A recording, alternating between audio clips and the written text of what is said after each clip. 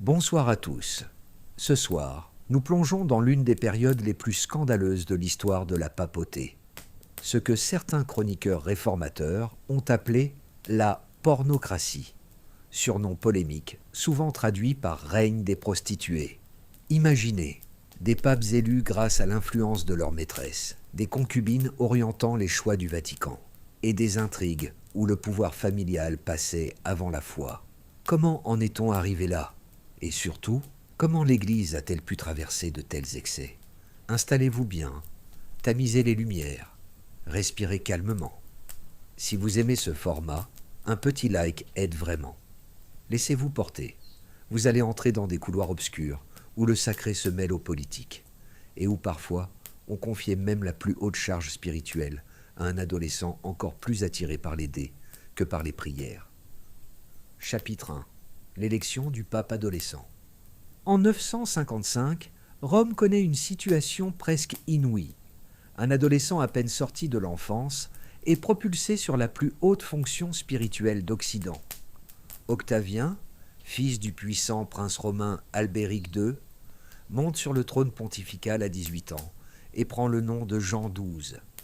Ce n'est pas une élection mûrie par la foi ou une longue carrière ecclésiastique, c'est un geste politique orchestré pour préserver l'emprise de sa famille sur Rome. Dans ce contexte, le titre de pape ressemble moins à une vocation qu'à un outil pour verrouiller le pouvoir dynastique. Les sources qui racontent son pontificat ne sont pas neutres, et il faut garder à l'esprit qu'elles peuvent exagérer. Mais elles dessinent un portrait saisissant, fait d'excès et de contradictions. Jean XII ne semblait guère intéressé par l'ascèse ou les rituels. Les chroniqueurs rapportent, parfois avec outrance, une scène où le palais du Latran se transformait en salle de jeu, plus qu'en siège spirituel.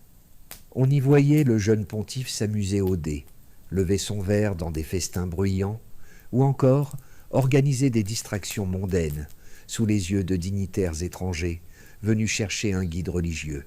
Pour ses détracteurs, il devenait une caricature, un chef spirituel, plus attiré par les festivités païennes que par la messe du matin.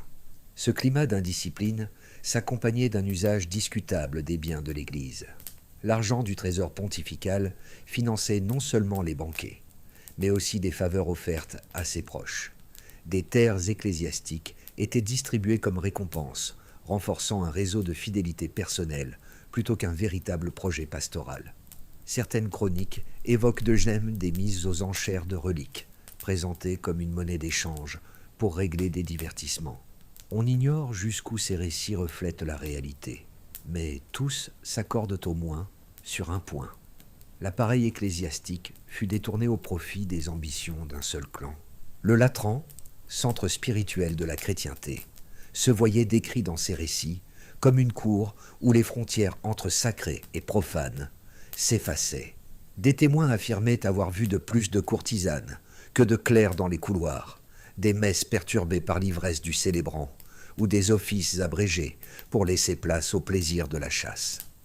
Imaginez la stupeur d'un ambassadeur venu saluer le successeur de Pierre et découvrant un jeune homme enjolivé de couronnes de fleurs, récitant des vers lyriques comme s'il se trouvait dans un théâtre antique.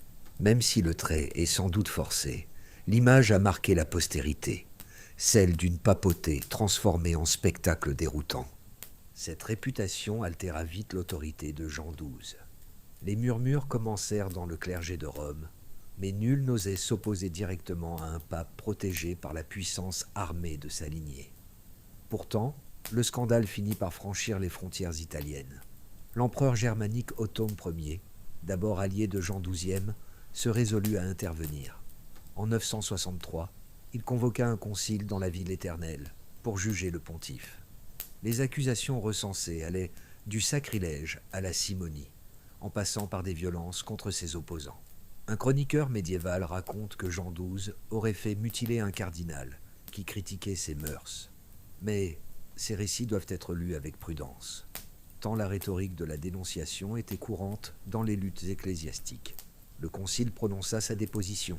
Othon installa son propre candidat, espérant ainsi stabiliser une église déchirée par les scandales. Mais l'histoire ne s'arrêta pas là. À peine l'empereur reparti, Jean XII rallia ses partisans, reprit les armes et força son retour sur le trône pontifical. Cette alternance de déposition et de restauration témoignait moins d'un pur chaos que d'un bras de fer permanent entre le pouvoir impérial et les élites romaines. Dans cette guerre de prestige, le Saint-Siège devenait un enjeu stratégique plus qu'un havre de spiritualité. La fin de Jean XII fut à l'égal de son règne, entourée de rumeurs et d'épisodes malaisés. Les sources médiévales racontent qu'il mourut en 964 lors d'une liaison adultère. Certaines traditions parlent du mari jaloux qui l'aurait surpris et frappé à mort. D'autres évoquent une crise médicale, apoplexie ou accident soudain survenu au lit de sa maîtresse. D'autres encore y virent un châtiment divin infligé par ses propres débordements. Impossible aujourd'hui de trancher entre ces versions, mais toutes reflètent l'obsession des chroniqueurs pour une mort symbolique, en accord avec la réputation du personnage. Derrière cette trajectoire individuelle, c'est l'institution elle-même qui se voyait fragilisée. Un pape pouvait être ordonné en quelques jours, sans véritable préparation, simplement parce qu'il appartenait à la famille qui dominait Rome.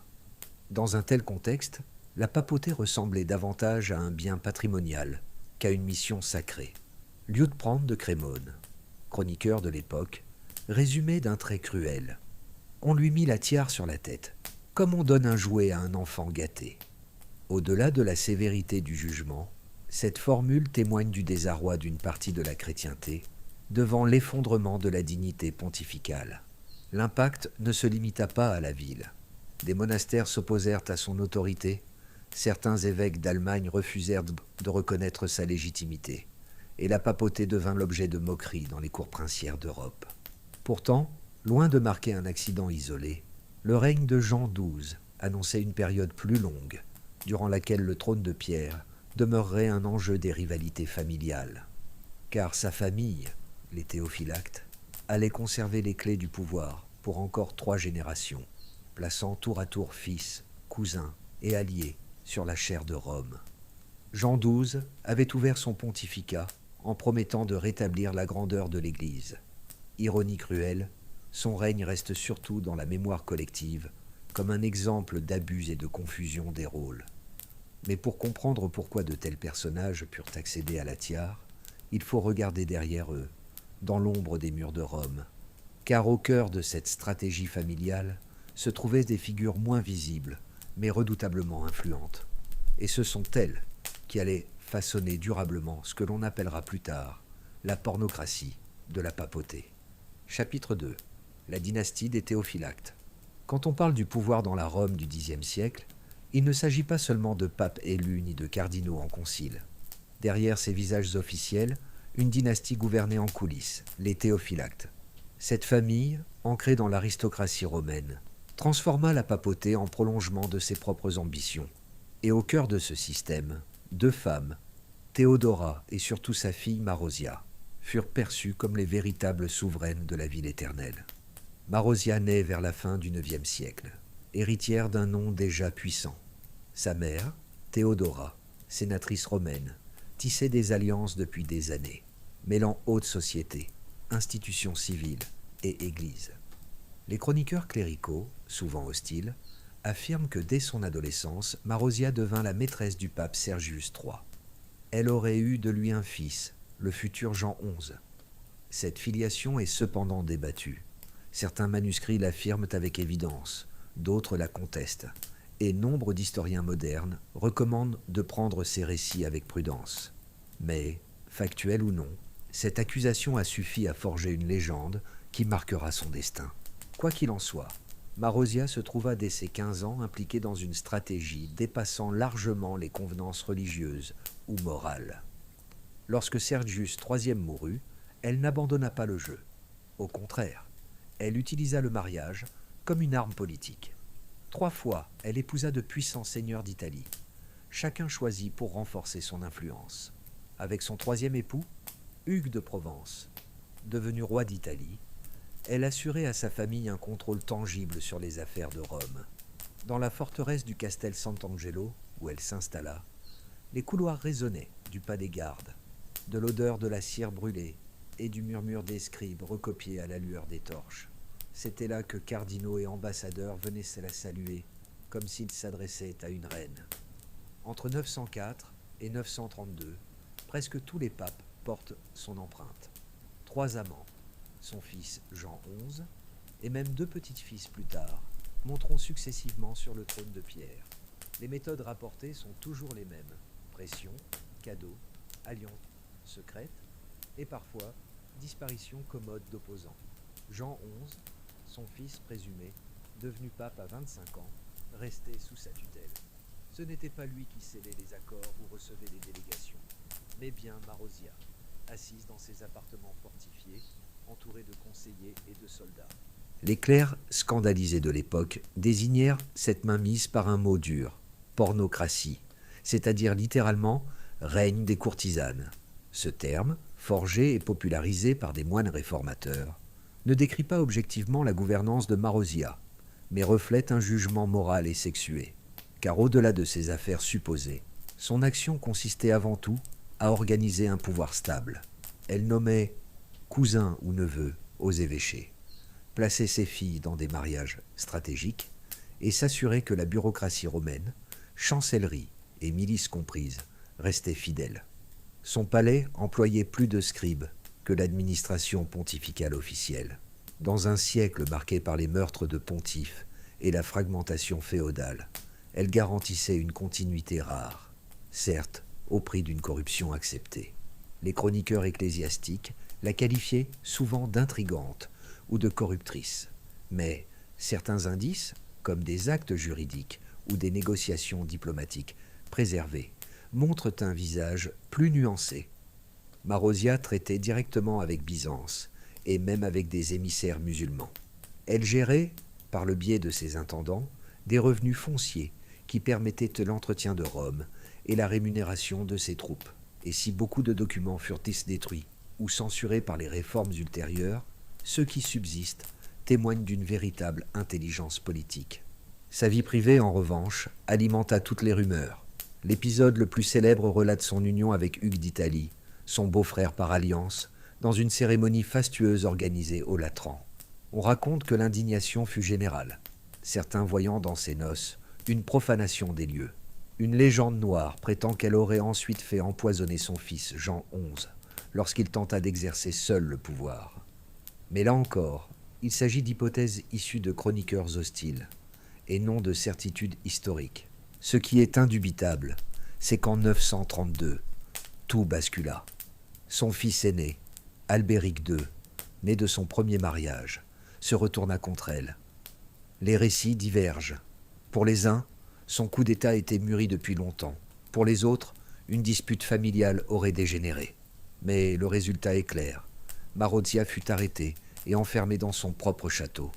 Sa carrière politique finit dans l'ombre des pierres humides du Castel Sant'Angelo, et Albéric II prit alors les rênes de Rome.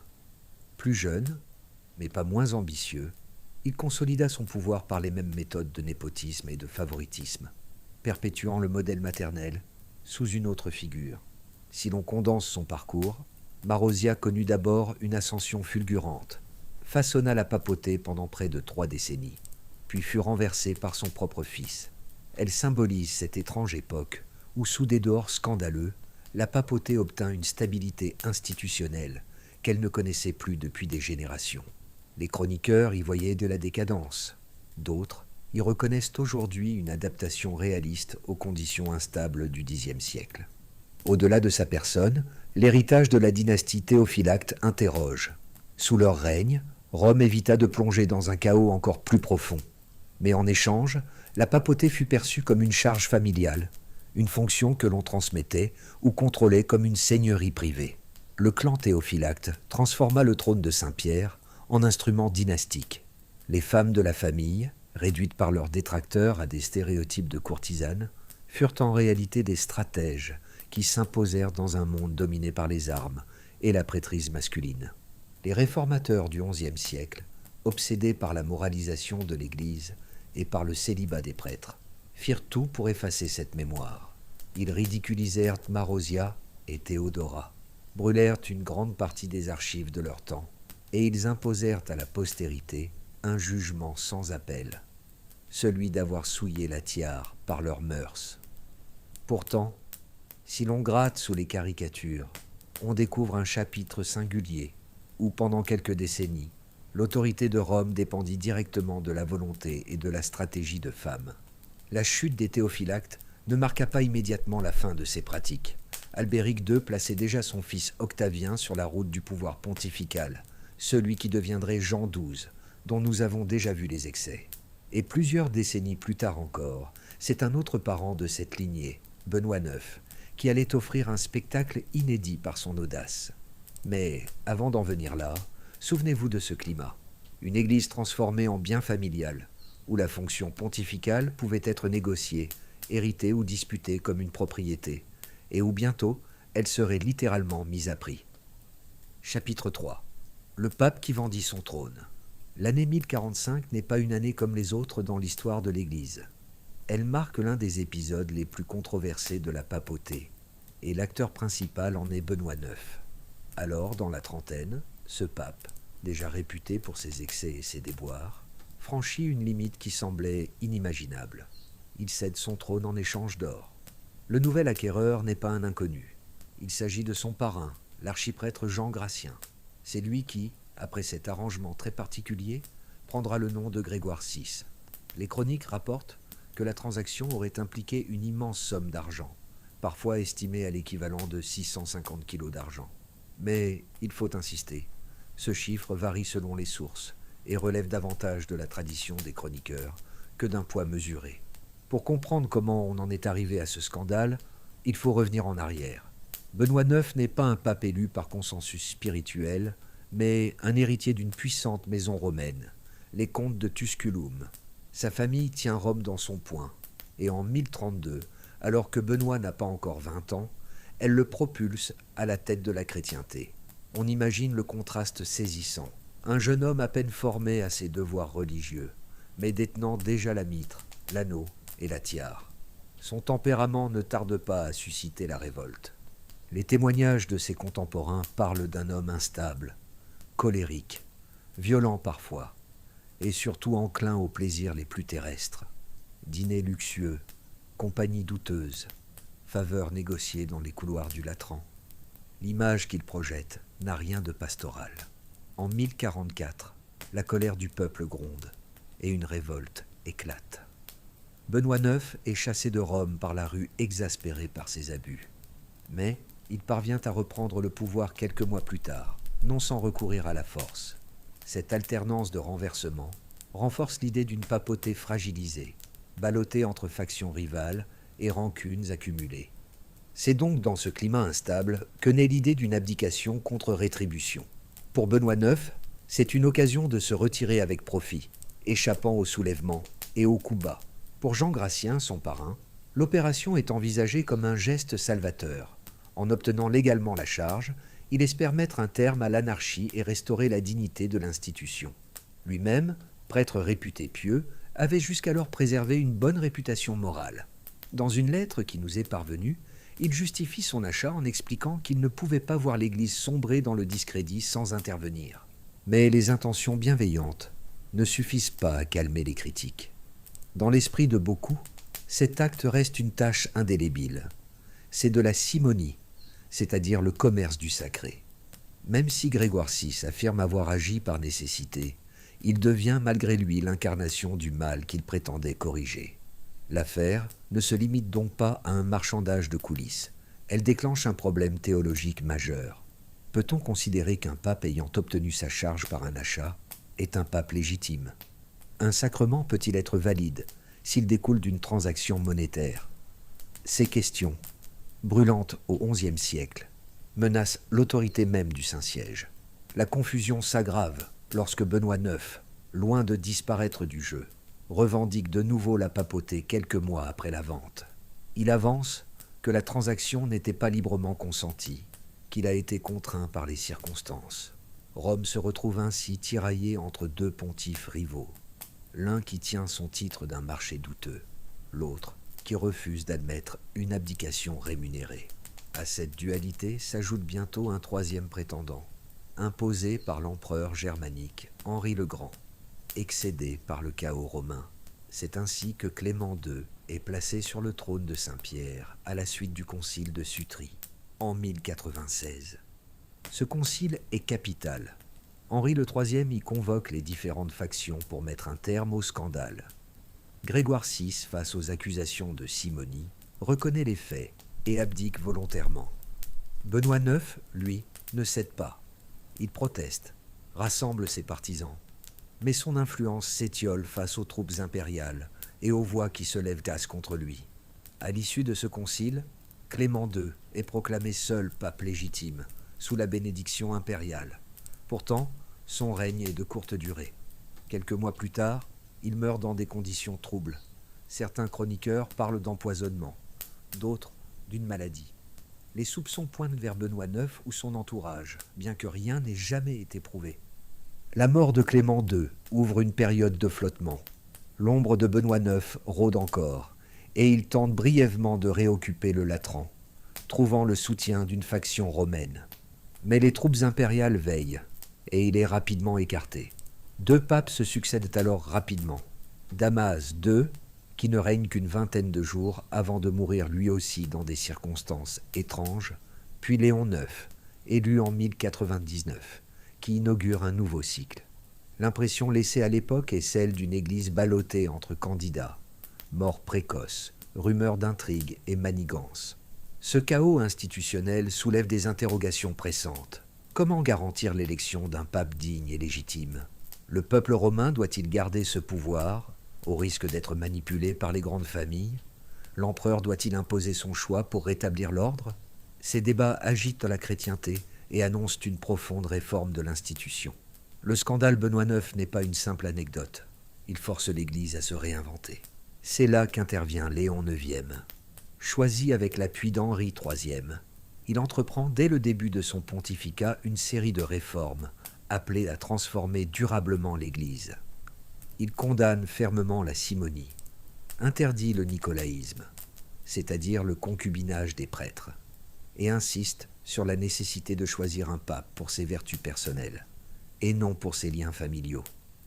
Même si ces décisions mettent du temps à s'imposer, elles tracent une voie nouvelle.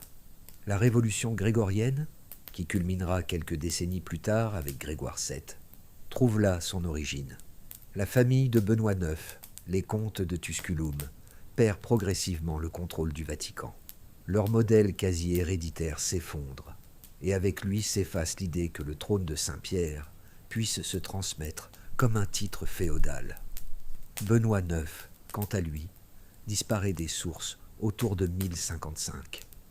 La légende veut qu'il se soit retiré dans un monastère, rongé par le remords, expiant ses fautes dans la pénitence et l'isolement.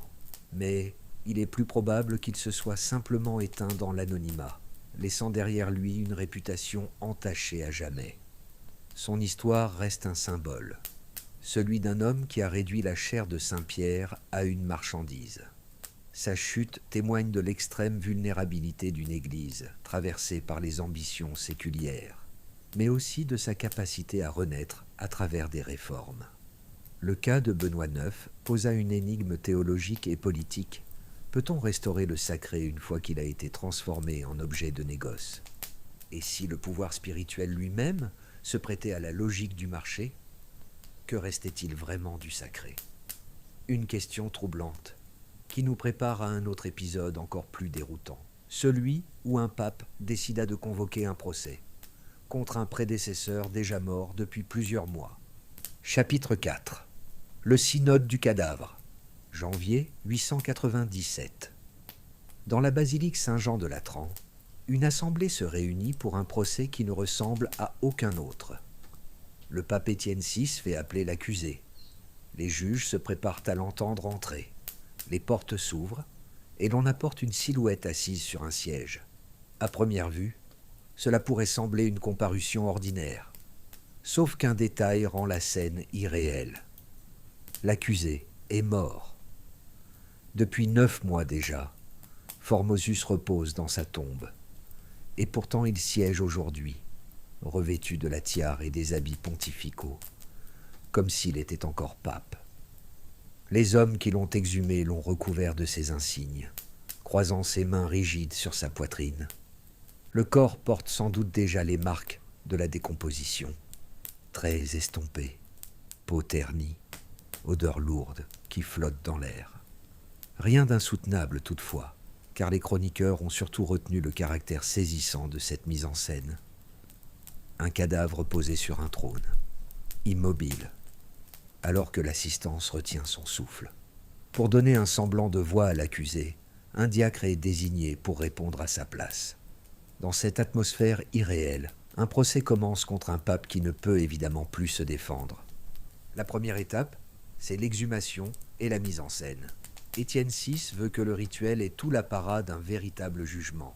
On énonce les charges avec gravité, parjure, violation des règles canoniques, usurpation du siège de Pierre. On reproche surtout à Formosus d'avoir accepté la charge pontificale alors qu'il était déjà évêque de Porto, car la législation canonique interdisait à un évêque de changer de siège. Pour ses adversaires, cela suffit à invalider toutes ses décisions, ordination comprise. Derrière l'accumulation des accusations, il y a un objectif clair, frapper la mémoire de Formosus, effacer son autorité rétroactivement et délégitimer ceux qui avaient été ordonnés par lui. Vient ensuite la phase du jugement. Le diacre qui sert d'avocat tente timidement une défense, mais personne n'écoute vraiment. Les juges, tous favorables à Étienne VI, acquiescent à ses injonctions. La condamnation tombe. Tout ce que Formosus avait accompli est déclaré nul. Ses ordinations ne valent plus rien, ses décisions sont abolies. Alors débute la scène la plus choquante. On arrache au cadavre les doigts qui servaient à bénir, les trois de la main droite. On le dépouille de ses insignes. La crosse et la tiare lui sont retirées. Puis, par dérision, on le traîne hors de la basilique, son corps ballotté à travers les rues de Rome, jusqu'à ce qu'on le jette dans le Tibre. Enfin, il y a les retombées. Ce spectacle macabre n'est pas seulement une humiliation pour un mort. C'est un geste destiné à briser une faction politique encore vivante. À la mort de Formosus, en avril 896, Rome se déchirait déjà entre partisans de la dynastie carolingienne et partisans de l'Empire byzantin. Étienne VI, proche de ce second camp, orchestrera ce procès pour discréditer l'héritage de Formosus, lié aux Carolingiens. Mais l'effet inverse se produit. La population, choquée de voir un ancien pape traité comme un criminel même après sa mort, entre en colère. Les murmures grossissent, les révoltes éclatent. Quelques mois plus tard, Étienne VI est arrêté et emprisonné par ses propres ennemis. Il sera étranglé dans sa cellule, victime du monstre de haine qu'il avait lui-même nourri. Le destin du cadavre de Formosus, lui, continue d'errer. Des moines compatissants repêchent son corps dans le fleuve et lui offrent une sépulture discrète. Son successeur immédiat, le pape romain, annule rapidement les décisions de ce synode. Théodore II, qui lui succède peu après, va encore plus loin. En seulement 20 jours de règne, il réhabilite totalement la mémoire de Formosus et fait réinhumer son corps avec les honneurs dans la basilique Saint-Pierre. La blessure semble refermée, mais l'histoire de ce procès ne s'arrête pas là. En 904, un autre pape, Serge III, revient sur cette affaire. Lui aussi a ses propres calculs politiques, et il choisit de valider à nouveau le jugement de 897. Les ordinations et les décisions de Formosus sont déclarées nulles une seconde fois. Résultat, le chaos. Des centaines de prêtres et d'évêques, ordonnés par Formosus, deviennent en théorie illégitimes. Des clercs doivent être réordonnés. Certains perdent définitivement leurs fonctions. L'Église, déjà fragilisée par les divisions, s'enferre dans un problème presque insoluble. C'est ici que naît une question théologique essentielle, qui dépassera de loin cet épisode. Un sacrement est-il valide si celui qui l'a administré était jugé indigne ou illégitime? Si la logique d'Étienne VI et de Serge III s'imposait, aucune ordination ne serait sûre. On pourrait toujours remonter en arrière et révoquer la légitimité d'un prêtre selon la vie privée ou la carrière de celui qui l'a ordonné. Pour éviter cette régression infinie, l'Église tranchera en faveur de la doctrine inverse. La validité d'un sacrement ne dépend pas de la vertu du célébrant, mais uniquement de la forme et de l'intention du rite. Cette règle, née en partie de l'absurdité du procès cadavérique, sera adoptée et confirmée par la théologie médiévale, où elle demeure une référence. Derrière la dispute canonique, une dimension symbolique ressort avec force. En s'attaquant au corps de Formosius, Étienne VI ne voulait pas seulement corriger des erreurs juridiques, il cherchait à effacer son existence politique. C'est une forme de damnatio memoria, héritée de l'Antiquité, où l'on détruisait statues et images des empereurs déchus pour les effacer de l'histoire. Ici, ce n'est pas seulement une effigie que l'on profane, mais un cadavre. Ce geste nous paraît absurde, mais pour ses auteurs, il devait anéantir jusqu'à la mémoire de Formosius, comme s'il n'avait jamais occupé le trône de Saint-Pierre. Les historiens modernes s'interrogent encore sur les motivations précises d'Étienne VI. Était-ce uniquement un geste politique, dicté par les factions pro-byzantines? Était-ce une volonté personnelle de vengeance, un désir d'écraser la mémoire d'un prédécesseur? Ou bien, comme le laissent entendre des chroniqueurs très partisans, Étienne VI était-il instable, manipulé, prisonnier de colère plus grande que lui? Aucune explication unique ne s'impose. Le récit contemporain est fragmentaire, partial, souvent exagéré. Tout ce que l'on peut dire avec certitude, c'est que ce procès grotesque est né d'un climat de haine et d'instabilité, bien plus que d'une simple querelle théologique. L'épisode du synode cadavérique est resté unique dans les annales de l'Église. Certes, on avait déjà transporté des corps de papes, parfois pour leur offrir un enterrement plus digne, comme celui d'Adrien II en 872. Mais jamais un cadavre n'avait été traduit devant des juges, questionné par procuration, puis condamné à une peine posthume. Cette singularité explique sa place dans la mémoire collective. Même aujourd'hui, le nom de Formosius évoque presque toujours cette scène glaçante. Un corps, raide et muet, assis sur un trône, face à des accusateurs obstinés. Étienne VI, pour sa part, reste figé dans l'histoire comme le pape le plus sombre de son siècle, celui qui prêta la main à un spectacle si déroutant qu'il scandalisa ses contemporains autant que la postérité. Il en est resté une leçon tacite pour les successeurs. Aucun pape n'osa jamais recommencer une mascarade judiciaire semblable. Le processus canonique, de plus en plus codifié au fil des siècles, se ferma à ces expérimentations extrêmes.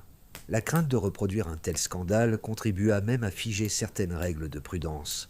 Dans les procédures ecclésiastiques, l'Église, frappée par l'écho du cadavre de Formosius, sut qu'il existait désormais une limite symbolique à ne plus franchir. Ce procès posthume incarne une époque où la confusion entre spirituel et temporel atteignait son paroxysme. La papauté, tiraillée par les luttes féodales et les ambitions de familles rivales, en venait à manipuler jusqu'au corps de ses propres chefs pour des calculs d'influence. Pourtant, à travers cette noirceur, une doctrine durable en est sortie, preuve que l'institution savait encore tirer un principe universel d'un épisode absurde. Formosius est aujourd'hui mieux connu que la plupart de ses contemporains, non pas pour son action politique, mais parce que sa dépouille fut jugée dans une parodie de tribunal. Et peut-être est-ce là le plus troublant, au cœur de la solennité religieuse, au milieu des colonnes de marbre du Latran. Ce n'était plus la parole d'un pape qui portait, mais le silence pesant d'un mort que l'on avait contraint à comparaître. Un procès où le silence du défunt semblait finalement résonner plus fort que les arguments des vivants. Et tandis que l'écho de ce scandale retombait peu à peu, d'autres familles s'apprêtaient à faire de la papauté leur instrument, non plus en traînant un cadavre sur un trône, mais en transformant la charge pontificale en empire dynastique. Chapitre 5. Les Borgia, une dynastie papale. En 1492, une nouvelle ère s'ouvre pour le Vatican avec l'élection de Rodrigo Borgia, qui prend le nom d'Alexandre VI. Son accession au trône pontifical fait déjà scandale. Le conclave ne dure que 4 jours, une rapidité étonnante qui dissimule des tractations intenses. Rodrigo distribue évêchés, promesses de revenus, palais fastueux et coffres de florins afin d'assurer les voies favorables. Ses adversaires les plus coriaces, comme le cardinal Giuliano della Rovere, refuse d'entrer dans ce jeu de corruption. Une attitude morale qui lui coûte immédiatement la tiare. Les historiens, dans leurs évaluations modernes, estiment que Rodrigo Borgia a dépensé une fortune colossale. Certaines chroniques parlent de l'équivalent de plusieurs tonnes d'or, même si les chiffres exacts demeurent incertains et sans preuve définitive. Une fois élu, Alexandre VI ne gouverne pas comme un pasteur spirituel, mais comme le patriarche d'une maison puissante, tournant toute son énergie vers le népotisme. Il place ses enfants au poste stratégique. Son fils, Cesare Borgia, qui n'a que 17 ans, est nommé archevêque de Valence, puis rapidement fait cardinal. Son autre fils, Juan, hérite du duché de Gandhi, symbole d'un pouvoir temporel assuré. Sa fille, Lucrezia Borgia, encore adolescente, est donnée en mariage pour conclure une alliance politique avec les Sforza. Tout acte gouvernemental devient l'affaire d'une seule famille, au sein de laquelle le Vatican se transforme en un véritable appareil dynastique. Dans ses appartements privés, Alexandre VI vit comme un prince de la Renaissance, plus que comme un ascète. Les salles sont décorées de tapisseries précieuses, le mobilier regorge de velours et de soieries. Selon certains ambassadeurs, les réceptions somptueuses du pape rivalisent avec celles des grandes cours italiennes. Plats servis dans des vaisselles en or massif, buffets débordant de gibier et de vins rares. Ces collections personnelles de bijoux et de pierres précieuses auraient valu plusieurs centaines de milliers de ducats, une somme suffisante pour entretenir un corps d'armée entier. Face à cette opulence, les sermons officiels sur la pauvreté chrétienne semblaient bien pâles. Pourtant, au-delà des festins et des splendeurs, Alexandre VI entreprend aussi des travaux urbains. Il fait restaurer des rues, renforcer les murailles de Rome et soutenir certains ateliers d'artistes. Ce contraste entre mécénat et excès nourrit une image ambiguë. Rapidement, les Borgia deviennent une famille entourée de rumeurs. En 1497, le corps de Juan Borgia est retrouvé dans le Tibre, la gorge tranchée. L'enquête officielle s'éteint vite, mais nombre de contemporains soupçonnent son frère Cesare, jaloux, ambitieux, intéressé à reprendre son rôle. L'année suivante, un autre parent, le cardinal Giovanni Borgia, meurt subitement après un repas. Dans les couloirs, on parle d'empoisonnement. Alexandre VI et Cesare sont désignés comme les commanditaires supposés, accusés de faire disparaître quiconque menace leur ascendant. Pourtant, les historiens modernes insistent. Bien des accusations d'empoisonnement, d'inceste ou de crimes atroces proviennent aussi de pamphlets politiques ou de chroniques écrites par leurs ennemis, désireux de noircir leur réputation. La vérité, souvent, se situe entre les rumeurs violentes et la réalité des intrigues. Cesare Borgia illustre à lui seul cette tension entre légende noire et réel parcours. D'abord cardinal malgré son jeune âge, il surprend en renonçant à l'état ecclésiastique pour se lancer dans la carrière militaire. Il devient condottiere, c'est-à-dire chef de guerre italien louant ses services contre rémunération, et dirige personnellement des campagnes de conquête pour asseoir l'autorité des Borgia sur la Romagne. Cette trajectoire unique du collège des cardinaux au champ de bataille frappe encore les esprits, comme l'une des transformations les plus saisissantes de la Renaissance. Les méthodes attribuées aux Borgia expriment la cruauté glaciale des luttes de pouvoir italiennes. Certains récits évoquent un poison mystérieux, la cantarella, que Cesare aurait utilisé grâce à un anneau creux, capable d'infuser la substance lors d'une simple poignée de main ou d'un repas. Mais ici encore, la prudence s'impose. L'existence même de cette cantarella reste incertaine, et les preuves manquent. Elle incarne surtout la réputation empoisonnée de cette famille, une arme fantasmée qui continue d'alimenter les histoires. Ce doute historique accentue le contraste entre une violence réelle, assassinat commandité, ennemis jetés dans le Tibre, et des légendes propagées pour diaboliser leur nom. Lucrezia Borgia, de son côté, est le centre de multiples récits. À 13 ans, elle est mariée à Giovanni Sforza pour cimenter une alliance politique. Quelques années plus tard, lorsque cette union ne correspond plus aux intérêts des siens, Alexandre VI impose une annulation humiliante, accusant son gendre d'impuissance sexuelle afin de protéger sa fille. Le second mariage de Lucrezia, avec Alphonse d'Aragon, semble davantage une union de cœur, marquée par une réelle affection. Mais la politique prend encore le dessus. Alphonse est assassiné sur ordre de Césare, au grand scandale de la société romaine. Le dernier mariage de Lucrezia, avec Alphonse d'Este, est conçu comme un calcul stratégique. Pourtant, c'est dans ce duché de Ferrare qu'elle finit par s'épanouir, accueillant poètes, diplomates et artistes, loin des intrigues sanglantes de sa jeunesse. Au-delà des rumeurs salaces, y compris celles qui l'accusent à tort d'inceste avec son père ou son frère, Lucrezia révèle une femme instrumentalisée puis autonome. Elle devient, malgré le poids énorme de la propagande hostile, une figure complexe, associant rôle diplomatique, maternité et mécénat. À Ferrare, elle soutient la vie culturelle et religieuse, ce qui tranche avec l'image sombre diffusée par ses opposants, notamment les partisans de Giuliano della Rovere, futur pape Jules II, qui avait tout intérêt à salir son nom. Les dernières années du règne d'Alexandre VI sont marquées par une tension croissante. En 1503, au retour d'un dîner, Alexandre VI et Césare tombent simultanément malades. Les hypothèses abondent. Certains disent qu'ils auraient absorbé par erreur le poison destiné à un autre convive. Après 9 jours d'agonie, Alexandre VI meurt. Les témoins parlent d'un corps gonflé de manière grotesque, avec des signes si choquants qu'ont dû dissimuler rapidement la dépouille sous un tapis. Ces descriptions, certainement embellies ou exagérées, soulignent combien sa mort frappa l'imagination des observateurs. Césare, lui, survit, mais son pouvoir s'effondre immédiatement sans son père pour le soutenir. Traqué, affaibli, il s'exile, combat encore quelques années et finit tué lors d'une bataille en Navarre en 1507. Lucrezia seule traverse le siècle. Devenue duchesse de Ferrare, elle déploie une existence plus stable, entre dévotion et culture. Elle patronne des artistes, protège des poètes et donne une descendance durable à la maison d'Este. Dans ces dernières années, elle est décrite comme pieuse et respectée, image très différente de la caricature initiale des pamphlets. L'héritage des Borgia reste paradoxal. Il patronne des travaux considérables, urbanisme, art, rénovation des palais, mécénat d'érudits. Rome, en partie restaurée, devient également un foyer intellectuel.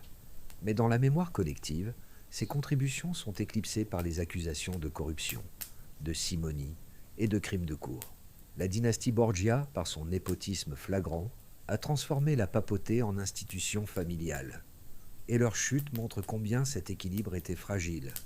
Avec la mort d'Alexandre VI, le système entier s'écroule.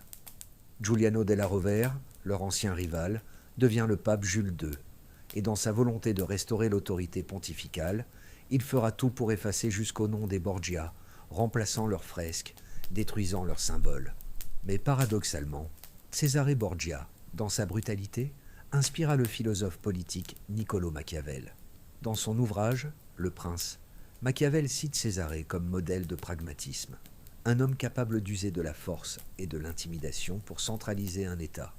On voit ici une étrange ironie.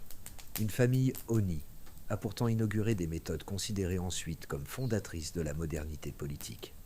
Finalement, l'histoire des Borgia soulève la même interrogation obsédante. Jusqu'où peut-on aller au nom du pouvoir ? Chez Alexandre VI et ses enfants, tout semble permis. Mariage manipulé, nomination détournée, menaces et exécutions. Leur trajectoire montre à quel point un sentiment d'impunité peut corrompre les structures religieuses les plus sacrées. Dans le même temps, elle souligne les contradictions d'une Église prise entre aspiration spirituelle et réalité temporelle de la Renaissance. Les excès des Borgia contribuèrent à miner durablement la crédibilité de la papauté. Lorsque Martin Luther publie ses 95 thèses en 1517, il s'appuie précisément sur cette réputation de corruption. Ainsi, malgré eux, les Borgia ont préparé le terrain à la réforme, soulignant par leur conduite les limites drastiques de la papauté comme puissance politique et spirituelle. Ironie ultime. Alexandre VI, malgré ses scandales publics, passait pour un homme pieux dans sa vie privée, entendant la messe chaque jour et collectionnant des reliques saintes. Entre sa piété déclarée et son règne d'excès, le contraste demeure une énigme. Peut-être incarne-t-il mieux que tout autre la duplicité d'une Église à la fois corps religieux et royaume terrestre. Et pourtant, malgré leur chute, le souvenir des Borgia reste vivant, symbole d'un pouvoir poussé à l'extrême, mais aussi miroir des contradictions de la Renaissance.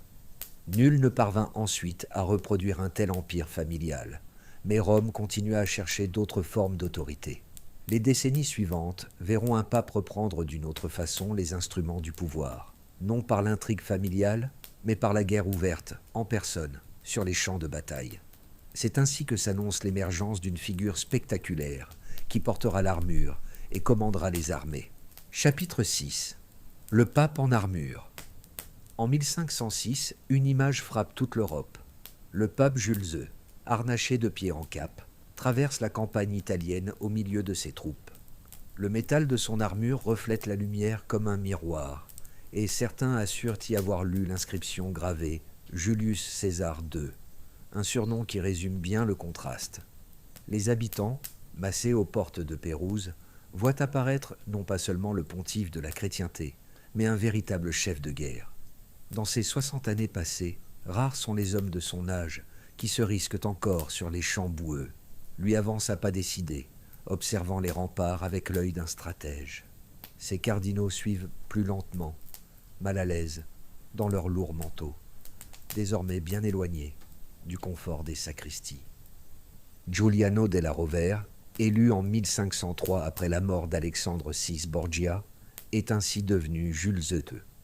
Son accession marque une rupture, là où son prédécesseur s'était appuyé sur intrigue familiale et népotisme. Lui préfère affirmer que l'autorité spirituelle passe nécessairement par l'autorité temporelle.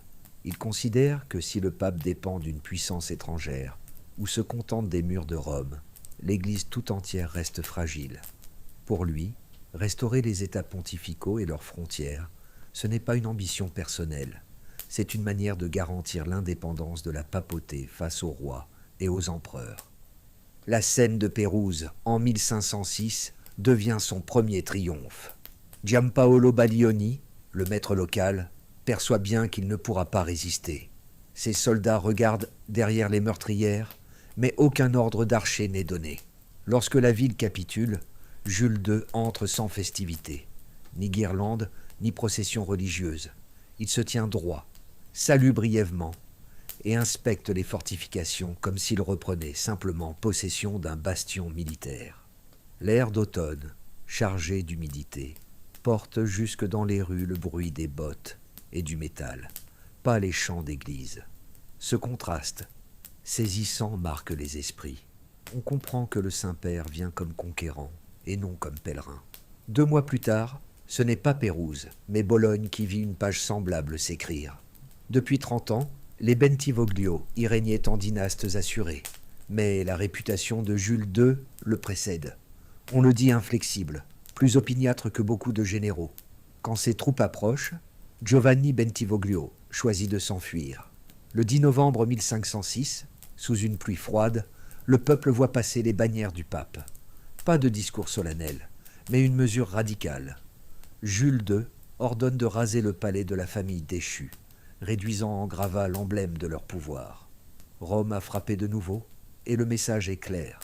Nul seigneur italien n'est au-dessus du pape rétabli dans sa puissance. Ces gestes militaires soulèvent à la fois admiration et inquiétude. Les souverains européens observent ce curieux personnage, qui se comporte plus en capitaine d'armée qu'en prédicateur. D'ailleurs, Jules II ne se contente pas de négocier. Il accompagne ses soldats jusque dans les tranchées. L'épisode du siège de Mirandola, en janvier 1511, illustre ce caractère. Le plein hiver rend le terrain impraticable. Les tentes fuient. Les nuits sont glaciales. Ses cardinaux implorent qu'il regagne un palais sûr. Il refuse. Avec une détermination presque têtue, il passe ses nuits dans des masures frappées par les bombardements. Des mercenaires racontent l'avoir vu marcher dans la boue, bâton à la main, visitant les équipes qui élevaient les bastions. Quand enfin une brèche ouvre les murs, le pape s'avance, armure aux épaules, malgré le froid coupant, et traverse la pierre brisée comme un général victorieux. Cette guerre, il la vit dans sa chair. À ceux qui lui demandent pourquoi il s'expose ainsi, Il répondrait « Un pape ne peut défendre son Église en restant enfermé ». L'idée est simple, mais lourde de conséquences, car Jules II ne voit pas ses campagnes comme une excentricité, mais bien comme une nécessité. Depuis des décennies, les papes, ballottés entre grandes familles italiennes et monarchies étrangères, apparaissaient comme fragiles, parfois même marionnettes des puissances.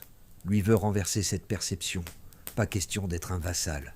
C'est pour cela qu'il lève des troupes, paye des mercenaires suisses réputés invincibles et multiplie les canons placés face aux murailles. Ses détracteurs lui reprochent le sang versé.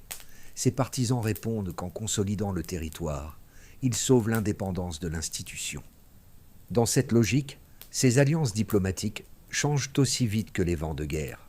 En 1508, il s'associe à la France et à l'Empire dans la Ligue de Cambrai contre Venise. 2 ans plus tard, il rompt et crée la Sainte Ligue contre les Français, prouvant qu'il suit uniquement ce qui sert l'intérêt du Saint-Siège. Un ambassadeur vénitien rapporte cette parole célèbre. Ce pape pense davantage en termes de bastions et de canons que de théologie. Et il n'exagérait pas beaucoup. Pourtant, Jules II n'est pas uniquement un capitaine d'armée. Dans la même décennie où il brandit l'épée, il imagine aussi un autre type de reconquête, plus subtile, celle du prestige. C'est sous son pontificat qu'on abat l'ancienne basilique Saint-Pierre pour entreprendre le chantier titanesque d'un nouvel édifice. Il confie l'architecture à Bramante, invite Raphaël à décorer ses stanzes et impose à Michel-Ange, malgré les réticences du sculpteur, de peindre la voûte de la chapelle Sixtine. Ce n'est pas un caprice d'esthète. Il comprend que l'art est une arme politique. En donnant à Rome l'architecture et les fresques les plus impressionnantes de son siècle, il redonne à la papauté une autorité symbolique équivalente à ses victoires militaires. Les pierres et les couleurs deviennent instruments de domination autant que les lances et les canons. Bien sûr, cette énergie ne se fait pas sans critique. Les humanistes observent son goût pour la guerre avec désillusion.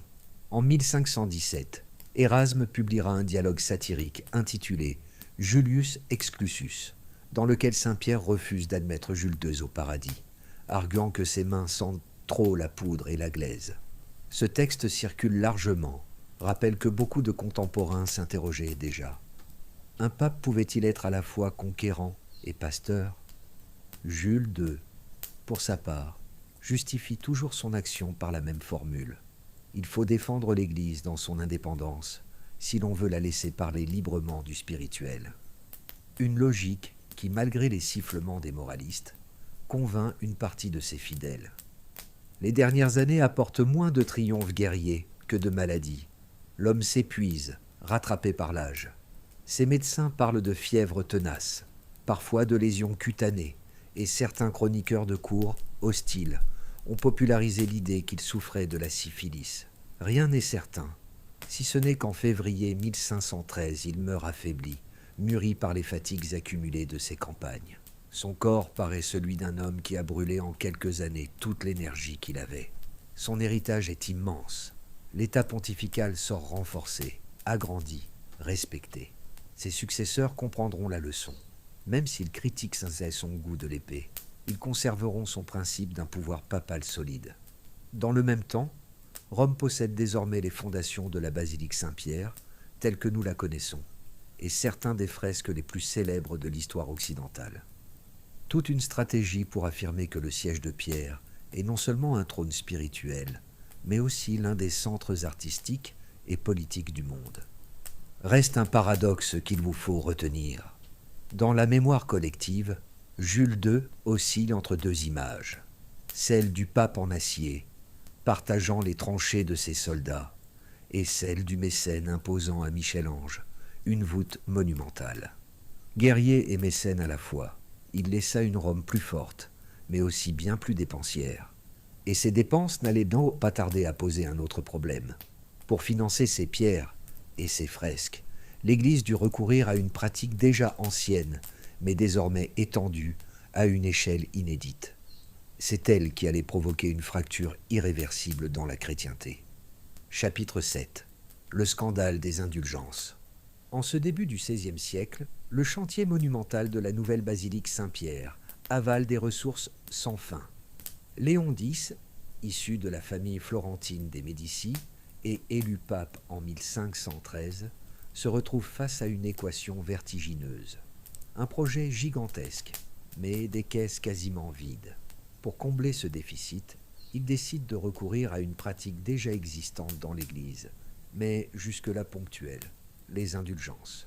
Ces certificats accordaient théoriquement une réduction de la peine du purgatoire en échange d'actes de piété, de prière ou de pèlerinage.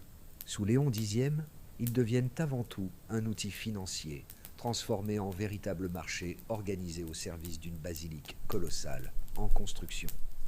Parmi les prédicateurs chargés de cette mission, un nom demeure célèbre, Johann Tetzel, un dominicain d'une énergie inépuisable. Charismatique, habile orateur, il devient l'image la plus frappante du système dans les terres germaniques. Ses tournées ressemblent à de véritables campagnes de prédication mêlées à des foires commerciales. Il arrive entouré d'assistants, accompagné d'un tronc de collecte, parfois escorté d'hommes armés pour protéger les sommes recueillies. Au cœur de ses discours, des formules choquent. Quand la pièce résonne dans le coffre, l'âme s'échappe du purgatoire. Des témoins affirment même qu'il aurait promis des indulgences valables sans contrition, c'est-à-dire sans repentir sincère. Et pour convaincre toutes les couches sociales, des tarifs s'établissent. Somme modeste pour un artisan, contribution bien plus lourde pour un marchand prospère. La justification théologique repose sur le trésor des mérites. L'idée, développée depuis le Moyen-Âge, veut que les bonnes actions du Christ et des saints aient constitué une réserve de grâce. Le pape, selon cette doctrine, peut distribuer ses mérites excédentaires pour racheter du temps de purgatoire. Mais dans la pratique, ce concept complexe se réduit vite à une arithmétique simplifiée.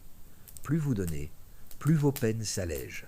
Et certains prédicateurs, zélés ou imprudents, vont plus loin encore en suggérant que l'on peut couvrir par avance des fautes futures grâce à un paiement anticipé. Quant aux fonds collectés, leur chemin suit plusieurs détours.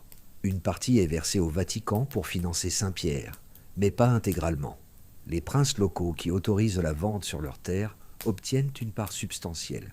Une autre portion revient aux intermédiaires. Parmi eux, la puissante banque allemande Fugger, qui a avancé d'importants crédits au Saint-Siège. Ses agents supervisent les tournées de Tetzel et prélèvent directement les recettes pour se rembourser. Ainsi, les indulgences financent à la fois la basilique de Rome, les caisses des seigneurs allemands et les profits d'une banque privée. Cette multiplicité d'intérêts transforme un geste spirituel en une transaction où se croisent théologie, politique et finance. Très vite, les excès deviennent visibles. Des nobles achètent des indulgences en gros pour couvrir leurs familles entières ou même leurs terres. Des marchands négocient des rabais lorsqu'ils acquièrent des certificats par lot. Dans le même temps, des paysans se privent du peu qu'ils possèdent pour offrir à leurs défunts un allègement symbolique de quelques années de purgatoire. Les chroniqueurs rapportent qu'en certaines provinces, les recettes atteignent des niveaux impressionnants. Selon certaines sources, en quelques mois seulement, une région d'Allemagne aurait versé l'équivalent de plusieurs centaines de kilos d'argent. Même si les chiffres précis restent incertains, l'ampleur du commerce frappe les observateurs. Dans cette atmosphère, un moine de Wittenberg prend la parole. Martin Luther, professeur de théologie et prieur augustin. Offensé par l'idée que le salut puisse être monnayé, il rédige en octobre 1517 un texte en 95 points, les fameuses thèses, critiquant le système. Contrairement à la légende trop simplifiée, il ne s'agit pas d'un défi révolutionnaire jeté au monde, mais d'une invitation académique au débat. Selon la coutume universitaire, il affiche sa proposition de discussion sur la porte de l'église du château de Wittenberg. L'acte est banal pour l'époque. Ce qui en fait un événement hors norme, c'est la vitesse avec laquelle le texte se diffuse, grâce à l'imprimerie qui vient de bouleverser la circulation des idées. Bientôt, ces arguments dépassent le cercle des universitaires pour atteindre artisans, marchands et princes. Luther conteste 3 dimensions fondamentales. D'abord, la corruption technique. Si le pape a réellement le pouvoir de libérer les âmes, pourquoi exige-t-il un paiement plutôt que d'agir par pure charité? Ensuite, l'usage des fonds. La population allemande supporte mal de voir ses maigres économies partir en direction de Rome pour édifier une basilique fastueuse, inaccessible et étrangère à leurs besoins concrets. Enfin, la question théologique. Pour Luther, aucune somme d'argent ne peut sauver une âme. Seule la foi et la grâce divine suffisent. Le repentir ne s'achète pas, il naît du cœur. Par ses affirmations, il s'attaque directement à la doctrine de l'Église sur la médiation papale et sur l'efficacité des sacrements. Au départ, Rome semble prendre l'affaire à la légère. Léon Dix imagine avoir affaire à un moine exagérément virulent, comme il en existe tant. Mais à mesure que les thèses circulent et que Luther développe sa pensée, les tensions s'accroissent. En 1520, le pape publie une bulle menaçant Luther d'excommunication s'il ne se rétracte pas sous 60 jours. La réponse du moine est spectaculaire. Il brûle publiquement le document, défiant ainsi l'autorité pontificale. Quelques mois plus tard, il est effectivement excommunié. Ce qui aurait pu rester une dispute théologique prend alors une dimension politique. Plusieurs princes allemands, séduits par sa pensée ou désireux de s'affranchir de Rome, protègent Luther. Certains le suivent par conviction spirituelle, d'autres par intérêt économique.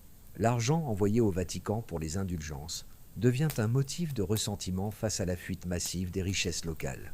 Cet enchevêtrement d'arguments religieux, politiques et financiers transforme un conflit doctrinal en rupture majeure. La réforme est née. L'ironie de l'histoire tient au portrait de Léon X lui-même. Ce pape Médicis n'était pas particulièrement cupide au sens personnel du terme. Humaniste cultivé, amateur d'art et de poésie, passionné de chasse et de banquets intellectuels, il laisse une image assez éloignée du cliché d'un avare comptant des pièces d'or.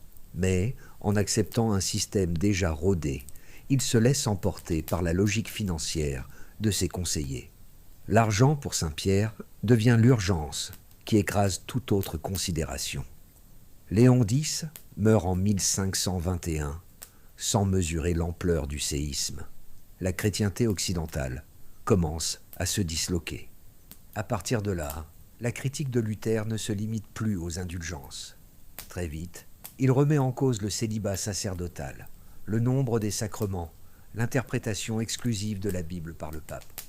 Dans des régions entières, surtout en Europe du Nord, les fidèles choisissent de rompre avec Rome. Pour beaucoup de communautés, ce n'est pas seulement une question doctrinale, mais une libération d'un fardeau économique perçu comme injuste. La fracture religieuse se double d'une affirmation politique. En 1545, le Concile de Trente est convoqué pour réagir à cette crise.